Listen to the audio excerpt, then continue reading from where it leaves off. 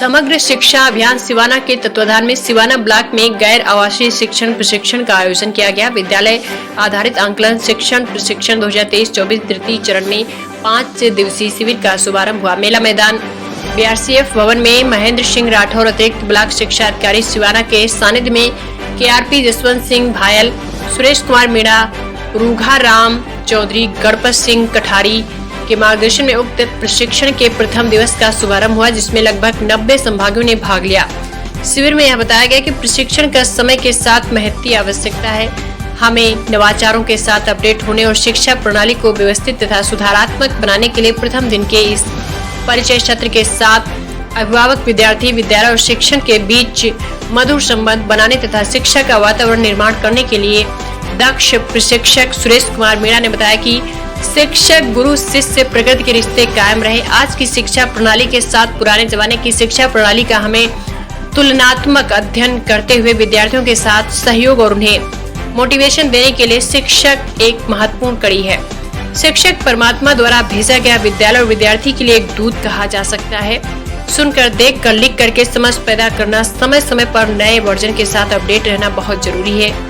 एजिम जी, Prem ji foundation द्वारा हरीश पाल, रूप किशोर, रोहित कुमार ने प्रशिक्षण शिविर में सुविधाएं को देखकर प्रशिक्षण की सार्थकता सिद्ध की। मोटाराम पवार तथा वेदाराम गर्ग ने भी अपने विचार रखे। इस दौरान योजना निर्माण, रचनात्मक आंकलन, कार्य पत्रक, ज्ञान दक्षता इकाई और उद्देश्य पूर्ति के बारे में शिक्षकों को नवाचारों के साथ आगाह किया गया। बालोतरा जिला से जगदीश जोगसन की report. Thank you sir.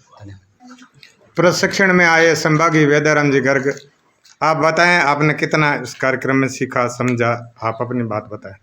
SBA इस प्रशिक्षण की आज शुरुआत हुई और हमारे दक्ष प्रशिक्षक महोदय के द्वारा विद्यालय आधारित आकलन किस तरीके से विद्यालय के अंदर हमें लागू करना है, तो शुरुआत सुबह से लेकर के अब तक हमने विद्यालय के अंतर्गत इस एसबीए को लागू करने हेतु ये विद्यालय आधारित आकलन होता क्या है, इस आकलन के क्या क्या उद्देश्य है, और सुरेश जी सर ने भी बहुत ही विस्तृत तरीके से एनईपी 2020 के बारे में शिक्षक और विद्यार्थी की क्या भूमिका रहेगी उसके बारे में विस्तृत तरीके से समझाने की, और हमें आशा है कि इसी तरीके से जब हम 5 दिवसीय शिविर को पूर्ण करेंगे तब हम एक पूरे भारी भरकम जोश के साथ में विद्यालय के अंदर जा करके इस कार्यक्रम को बड़े ही मनोयोग से लागू करने की कोशिश करेंगे। आपके विद्यालय में जब एक अबोध बालक आपके सामने आएगा और वो कुछ इस न तो शिक्षा न स्कूल के बारे में और न किसी बात का वो ज्ञान रखता है, तो उसमें आपकी खास क्या भूमिका रहेगी जब यहाँ बार बार यही बताया जा रहा है कि शिक्षक ही समाज की दशा और दिशा बदल सकता है,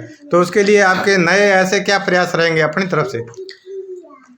सर के आज की जो ट्रेनिंग के आधार मान करके हम चले तो सर ने बताया कि जब भी विद्यार्थी हमारे आते हैं तो केवल उसको पढ़ाने तक ही सीमित नहीं रखना है। उस बच्चे के सामाजिक परिवेश को देखते हुए बच्चा समाज के अंदर किस तरीके से रहता है, उसकी पारिवारिक पृष्ठभूमि क्या है, उन सभी बिंदुओं को ध्यान में रख करके हमें उसके स्तर का आकलन करते हुए उसको आगे बढ़ना है। बहुत बढ़िया, सकारात्मक सोच के साथ में एक शिक्षक ने अपने बयान प्रस्तुत किए, और ये आज की जो ये पाठशाला है यहीं समाप्त करते हैं।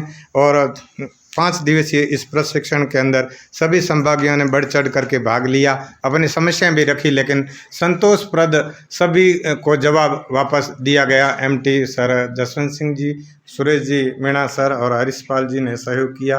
बहुत बहुत धन्यवाद सभी का।